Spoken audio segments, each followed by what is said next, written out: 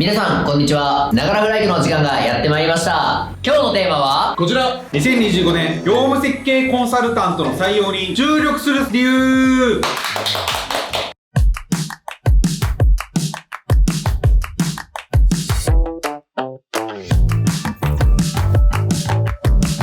じゃあ今日のテーマは、業務設計コンサルタントの採用に注力する理由なんですけど、いろいろな職種がありますよ。フライクで言うと、業務設計コンサルタント、システム設計コンサルタント、物を作るエンジニア、保守をする人とか、あとは人事とか、事業開発とか、いろいろある中、なんであえて業務設計コンサルタントに注力するっていう意思決定を、新堀律樹君がされてるんですか？その心は、結論から四字熟語で、外注可能業務設計コンサルタント以外がなるほど。なるほどね。いい四字熟語。天才かもしれない。今日一致しましたね。過去一。かっこいいし言い過ぎやろ。四字熟語が出てこなかった回しかないから。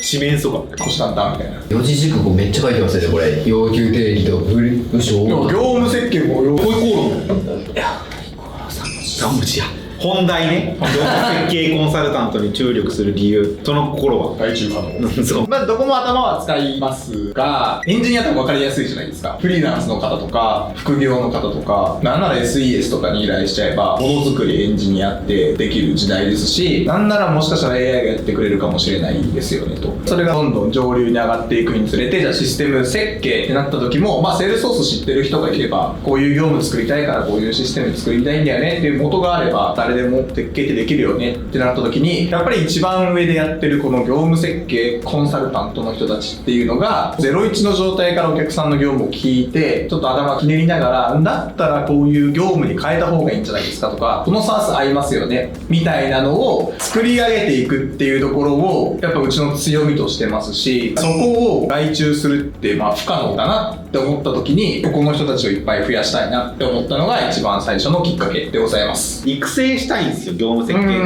ンサルタントって。いろんな人からそのナレッジ食べましょうとか言われるけど、無理なんですね。だって僕が24から社会人やってきて、まあ、16年目ぐらいだわ。やばっ、休んでいいそろそろ。16年間やってる内容をマニュアル化してくださいなんて無理だしさ、ノウハウを提供していきたいかっていうと、外注じゃねえしなーみたいな。本当に律樹の言う通り外注が難しいし、ちゃんと育っていかなくちゃいけないし、あと誰に伝えるかってすごく重要だなと思ってて、ビジネスが分かってる人が楽だけど、その人はその人の色が染まってるからみたいなことあると、新人とか素直な人とか新しいことも挑戦したいみたいな人じゃないとなかなか伝えれないなみたいなところから、1年間とか2年間ぐらいこの人が売れなくてもしっかりその人にコミットメントできるやって思う人にちゃんとスキルトランスファーをしていきたいなと思って、業務設計コンサルタントは確実に採用したいなっていう枠の一つですね。どこでも食っていけますよね、業務設計コンサルタントって多分。だっていろんな業種の業務知ってるし、営業も知ってるし、マーケも知ってるし、ミドルも知ってるし、バックオフィスもできるってなったら、なんなら明日から経理してって言ったら経理できそう確かにだし、みたいな、多分結構強いんだなと思ってて、この前私が大好きな業務委託の人と高いお寿司を食べたんですよね。その人結構ゴリッゴリのエンジニアを目指してるっていう人だったんだけど、セミナーかなんかちょっと忘れましたけど、そのなんか受けた時に、そういう時代じゃないと、書くなんて AI ができるだろう、プログラムなんてと、今伸びるのはコンサルティングができたりとか、上流のところを作って AI を活用して簡単な指示で自分でコードを書けるようなエンジニアが求められてるんだみたいな、そういうセミナーみたいなのを聞いてきたらしいんだって。そしたらそうだよなみたいなってなった時に、自分のキャリアどこ目指すべきなんだっけっていうの悩んでるんですみたいな話をして、確かになと思って。ただのエンジニアっていくらでも書けるし、いるし、勉強すればできるし、でも業務設計コンサルタントって学べることも広すぎるし、業務も設計してますからね。あとお客さんとのコミュニケーション力とか、しかもいろんな人たち出てくるじゃん。そのお偉いさんからさ、一末端のその作業者まで出てくるから、いろんなコミュニケーションスタイルをとって、しかも結果僕たちが通訳みたいなことをして、上のトップが考えてることを下に伝えなくちゃいけないし、下の人たちの作業を上に伝えて投資をしてもらわなくちゃいけないみたいなのだったら、結構いろんなスキルセットがいるもんね。そうなんですよね。だから AI にとって変われるかっていうと、すぐにはそういう未来は来なさそう。本当にその通りだと思ってて、 AI にやっぱりこう、僕もチャット GPT とか使ったりしますけど、自分こういうことをやりたいんだよなみたいなのをプライベートで使う時も、こうするべきですみたいな理想論が出てくるじゃないですか。いやそれができたら苦労しねえんだよなとか、いやこれができねえからそれできないんだよなみたいな、あいつは人間じゃないので、人の思いとかそれは理想論なんだリのみたいなところはあんま分かってくれないじゃないですか、そこに業務設計をしていくみたいなパワーはやっぱ人間しか今のところできないなっていうのはすごい思うんですよね。沼ちゃんから見て、はいその業務設計が AI には代替できない観点で言うと、業務設計はこういう人の方が向いてるみたいなのってありますかっていう質問なんだけど、はい僕と律樹は全然タイプが違うわけです。でもなんとなくやれてるし、でもなんか沼ちゃんは業務設計まで来ようとしないじゃん、はいどういう人が向いてると思う？物おじせずに物事を言える人ですね。言えないいやいやいや、そんなバカなお客様は神様だな。そんなバカなんじゃないですいやいや物おじしない。物おじしないは大事だと思いますよ。お客さんから言われても、いやいやそこはこうすべきでしょっていうのをちゃんと強く言えるっていう自信みたいなところとか、熱い思いとか大事だと思います。チャット GPT って間違った回答してくるじゃないですか。いやそれ違うだろって返したら申し訳ございませんって言って必ずこっち寄りの回答をしてくるみたいなのはやっぱり AI できないですよね、確かに。自信ですよ。自信は大事だと思いますね。じゃあその自信ってどっから来てるんですか？あります自信？この辺からだから下のもんがわからんないなこれが本当だよ。ナレッジ作れんはずやん。経験値。経験はでもあるでしょうね。経験値は多いでしょうね。やっぱり一番大きいと思います。経験値は成功体験とかやっぱりありますよね。あとね、本を読むって俺結構大切だなって思います。べらぼうに読むんですよね、僕ね。律樹も読む？読みますね。最初読まなかったもんね。嫌いでした。2021年ぐらいに入社した時に本なんて一冊読みませんって、そうなんや、じゃあ読みやすい本買ってあるねって言って、7つの習慣こんな本バーンってはい1ヶ月後に地獄だった。地獄やな。未だに覚えてる。面白くないします。一番最初に読む本が7つの習慣はね、しんどいと思う。しかも漫画じゃないからね。いやそうなんですよ。面白くないしめっちゃ頑張って読んでよっしゃ10ページぐらいでもう妥協する感じ。ああ最初はそうだった。もう本っていうそうなんだろう7つの習慣が面白くないではなく、結果面白かったんだけど、本っていうものを読むっていう行為に慣れてないからもう入ってこない中身がもうそれが苦でしかないみたいな。ああそれはあるかもしれないですね。最初の方本というものに慣れ始めて後から多分入ってきた部分もあるかなっていうのはすごい思うかも。サウナと一緒やね。サウナ初めてする人はさこんな暑いの何でが楽しいみたいな。でもサウナ好きな人はその楽しみどころを知ってるみたいな。本っていう時点でもうこうなっちゃう。いや本はやっぱりいいですよね。あんな知識を3000円ぐらいで、安い本とかだったら1000円2000円であるしすごいと思うあれは。だってその人絶対に200時間300時間使ってんじゃん、僕も一回やったけどめっちゃ時間かかったし、そういう勉強をする人とかっていうのもあるかもね。業務設計コンサルタントですね。ちょっと話題を変えて、業務設計コンサルタントをしたことない人が5万といると思うんですけど、業務設計コンサルタントに求める素養とか、入った後こうやってプライクの業務に慣れていきますよっていうのを教えてもらいたいんだけど、私は飽きずに聞けることっていうのはすごく重要だなって思ってて、面白くない業務をしてる私的にはですよ、向く向かないがもちろんあるので、いや面白くなさそうだろうなこの人たちの業務とか。お客さんね。そうです面白くないだろうなって思うことめっちゃあるんですけど、でも細かいやってること一つ一つに彼女らに意味があるので、そこでこっちが面白くないそんな感じねではなくて、やっぱもう事細かくちゃんとつまんなくても聞いていけるっていうところはすごく重要ですし、それをできる能力っていうのは大事だなって思うのと、あとは分からないことを分からないって言える。そんな分かるわけないじゃないですか。プロだとは言ってもそのお客さんの業務のことなんてしたことないですし、何やってるかも分かんないので、いやちょっと分かんないですよ、ちょっと細かく教えてくださいってどんな小甘手のおっさんだろうとちゃんと聞きに行けるっていうところは結構スキルかなと思います。意外とさ、最初に聞くときってさ、なんでお前らに教えなくちゃいけないのみたいな雰囲気だけどさ、一回さ、もっと教えてくださいよって言ったらさ、どんな人でもさ教えてくれるじゃん、あれなんか人間のいいところかなと思うんだけどさ、こっちはお金をもらって一応聞いて資料化するけどさ、シンボリックもっと聞いてよみたいな雰囲気出してくんじゃん、いやこっち時間ないんでみたいなこと言っちゃうけど、でもそれ聞くことによって次さこういう風に改善したらいいじゃないですかとかさ、この前の打ち合わせの時にこういう風でやるって言ったけどこれ矛盾発生してるんですけどなんでですかって言ったら確かにねみたいな気づきとか示唆を与えれるみたいなのはなんかいいかもしれないですね。鉛筆で紙一個一個にチェックつけてますっても意味ないし面白くないけど、このチェックしたものが後々の工程でこのチェックを見て何かやってるんですってなった時に、あじゃあ大事だよねこれ、みたいな紐づきがやり方はあるけどねそうですやり方に変改善ポイントはあるけどやってることには意義があるみたいな感じですよね。そこはちゃんと聞いて深掘りをして分かんなかったら分かんないっていうのはすごく大事だなと思いつつ、私がそれはできたのが自分で言うのもなんですけど若かったんですよ。今おじいちゃんもね。そうなんですよね。その頃は若かったので、まあなんかこの若者が分かりませんって言うと教えてくれるじゃないですか。なので私は最初業務設計やりだした時はすごくやりやすかった。23ぐらいかな。23ぐらいですね、多分。分かんないんですよってちょっと教えてくださいって言うと教えてよっつって教えてくれるので、それはその若さなりの強みだったかなって今になっては思いますね。すごくありがたかった。わからないところを聞くはパシリする人じゃなくても僕が結構大事だなと思います。僕やっぱ議事録書くじゃないですか。わかんない人議事録書けないじゃないですか。みんなわかってる感じなのにやっべ僕だけわかんねえぞって時やっぱあるんですよ。すいません僕がわかってないだけかもしれないんですけどっていうのをよく聞くことが、最近は特に恥とかイランプライドみたいなものとか、みんなが分かってるから自分も分かってなきゃダメだみたいな謎の感情みたいな、あれいらないなっていうのを最近すごい思ってプライドを捨てるのは大事かもしれないですね。もちろんいるプライドはありますよ、なんか変えてやるぞとか、そういうのは大事ですけど、分かんないものは分かんないって言わなきゃいけないっていうのは変なプライド持ってる人も多分いると思うんですけど、ここは間違いなくいらないなと思いますし、僕は志森さんの逆のことを言うようであれですけど、まあ年齢はあんま関係ないかなっていうのを思いますね。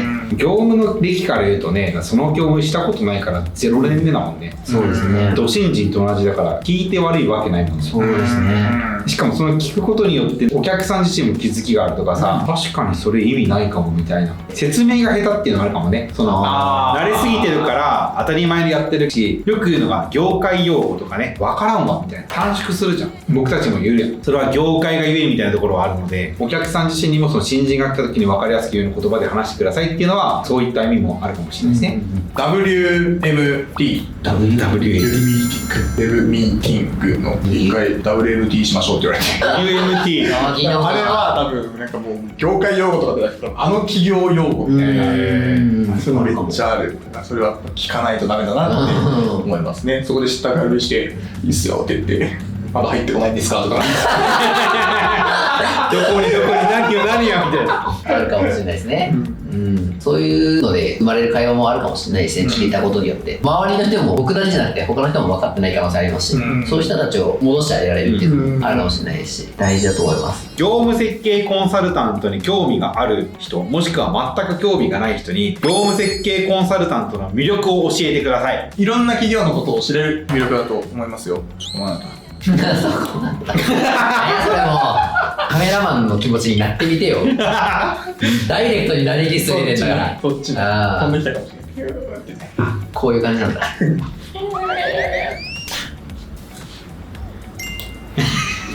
楽しいとこだと思いますよ。いろんな業務とかどこの業界に行っても本当にさっきも言いましたけど、それ知ってますとか視聴しておきましょうかとか普通に言えちゃうみたいなのはやっぱり強い。なんかさ、この前さセールスオップスのやつ行ったじゃん。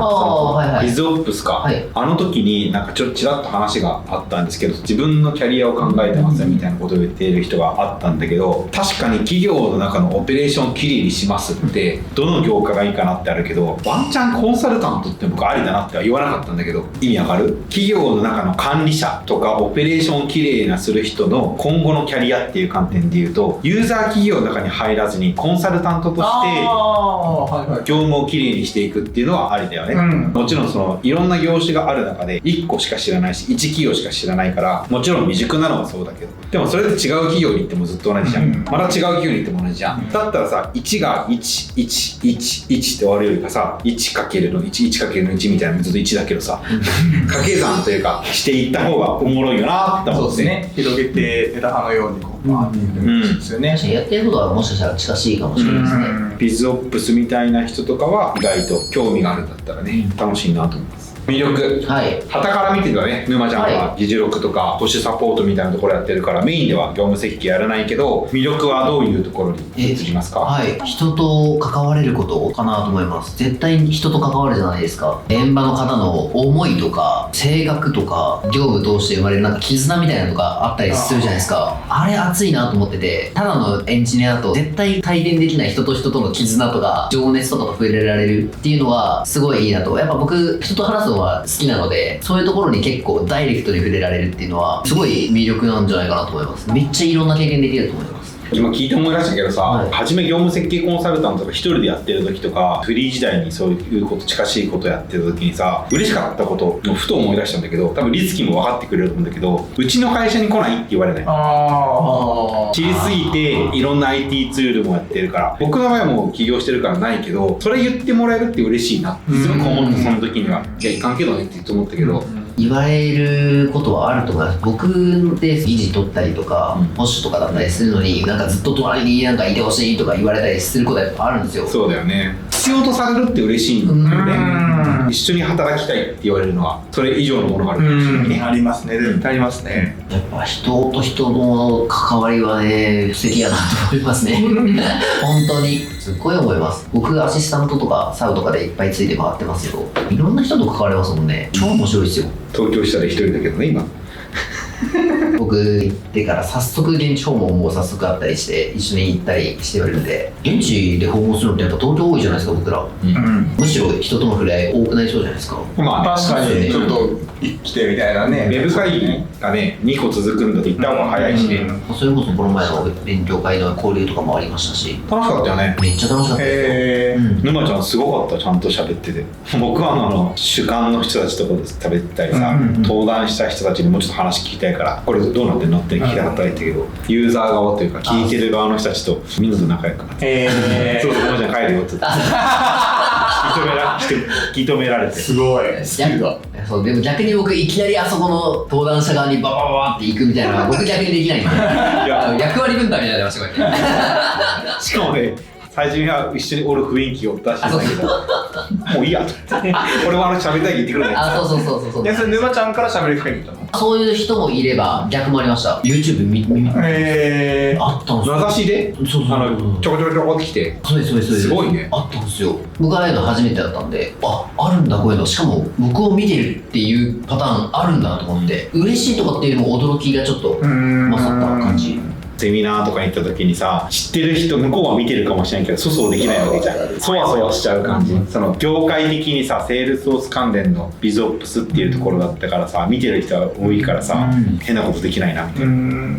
東京室でも人を募集してますので、ぜひ今は2人部屋か、そうですね。早く3人部屋5人部屋にしましょう。していきましょじゃあじゃんけんで勝った人がちゃんと待ってみましょう。最初はグー、じゃんけんポン、やっべ。ということで、2025年8月から業務設計コンサルタントを2名かな募集します。1名ないし2名ですね。業務設計コンサルタントは、いろんなお客さんとお話をしたりとか、いろんな業務を改善であったりとか見える化していくような、結構ハードな仕事なんですけど、めっちゃ頭を使っていくような仕事になります。1プロジェクトにプライムで関与して、だいたい2から3プロジェクトを回してもらうような働き方になります。初めは1プロジェクトだけでパンパンになると思うので、1プロジェクトしか関与しないかもしれないんですけど、やってみたいなって思ってる方は、ぜひ我々クライクと一緒に働きましょう。カジュアル面談からでもできますので、ぜひカジュアル面談、誰でもいいです。X みんなしてるんで。沼ちゃんがカジュアル面談しやすいよね。じゃあそうですね。浅沼でもいいですし、投げキッス男でもいいし、発表男でも大丈夫です。お待ちしておりますので、DM オープンしとってね。う。はい。じゃあ次の動画アップまでお楽しみに。バイバーイ。